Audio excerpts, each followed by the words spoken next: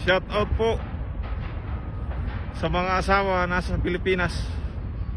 Yung asawa nila ay OFW. Tapos yung trabaho dito sa husband nila ay scaffolder. Ito po ang trabaho ng scaffolder. Napakahirap na trabaho po. Yang nasa tulay po, yung mga tao dyan na nakalambitin, yan po ay scaffolder ang trabaho. Kaya po, kayong mga asawa na nasa Pilipinas, bawat padala ng inyong asawa o husband ninyo, pahalagahan nyo po bawat sintimo. Kasi dugot pawis yung inaray nila ng mga husband nyo.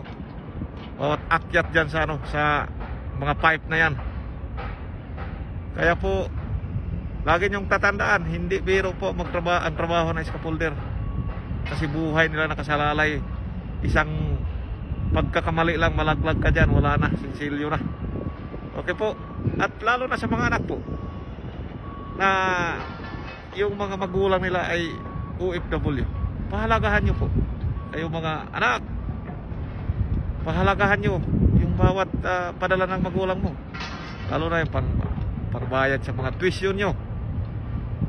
Kasi hindi biro po yung scaffolder na trabaho po. Yan, oh. Tingnan nyo po, nakalambitin yung mga tao dyan. Ang hirap po na trabaho na yan. Kahit ako, hindi ko kaya